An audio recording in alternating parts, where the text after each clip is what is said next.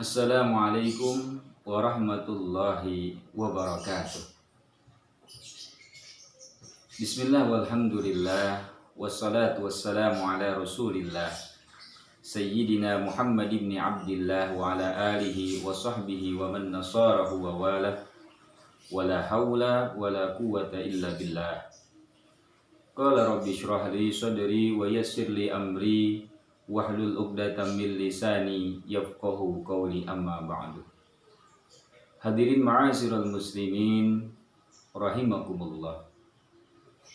Kalau kita berbicara surga, siapa orang yang tidak ingin masuk ke dalam surga? Kalau kita berbicara surga, siapa orang yang tidak ingin menjadi penghuni surga? Tentu setiap orang mendambakan kenikmatan surga yang akan diberikan Allah Subhanahu wa ta'ala kepada hamba-hambanya yang beriman dan bertakwa kepada Allah Subhanahu wa ta'ala. Rasulullah Shallallahu alaihi wasallam bersabda, ada 4 golongan yang didambakan surga. Ada 4 golongan yang dirindukan surga, yang mana surga sangat berharap golongan tersebut masuk di dalamnya. Siapa saja orang, siapa saja golongan yang didambakan dan dirindukan surga? Yang pertama kata Nabi, orang yang dirindukan surga adalah talil Quran, orang yang senantiasa membaca Al-Quran. Yang kedua, wahafizil lisan, orang yang menjaga lisannya. Yang ketiga, wa mut'imil ji'an, orang yang memberi makan kepada orang yang kelaparan.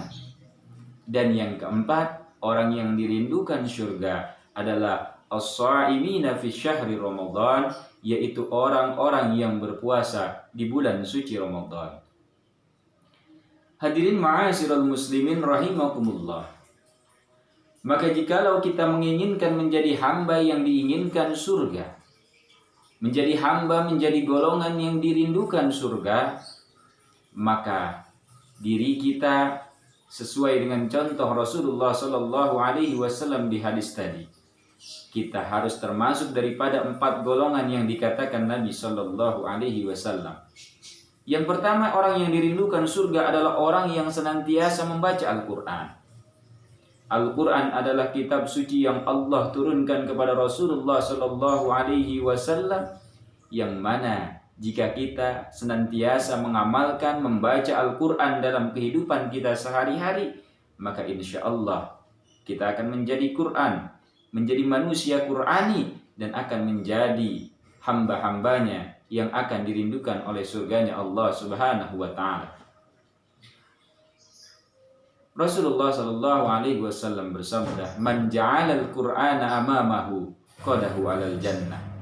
Siapa saja yang menjadikan Al-Qur'an sebagai imamnya, yang menjadikan Al-Qur'an sebagai pegangan hidupnya, qadahu 'alal jannah, maka Al-Qur'an akan menentengnya, Al-Qur'an akan menuntunnya ke dalam surganya Allah Subhanahu wa ta'ala.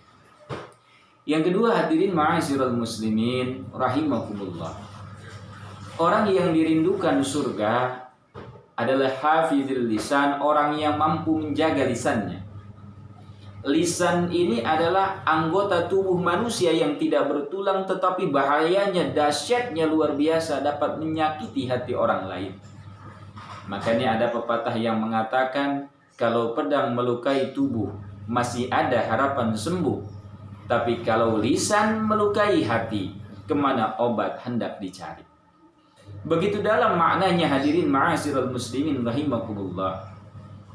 Kalau pedang, kalau benda yang lainnya melukai fisik seseorang, masih bisa diobati atau masih ada harapan sembuh.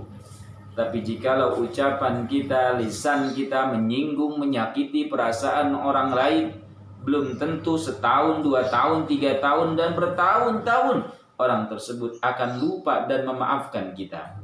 Kalaupun dia memaafkan, barangkali hanya sekedar di lisan, iya, saya maafkan Anda, tapi belum tentu hatinya ikhlas memaafkan kesalahan yang kita perbuat karena sebab lisan kita. Rasulullah Shallallahu alaihi wasallam bersabda, salamatul insan bihafzil lisan.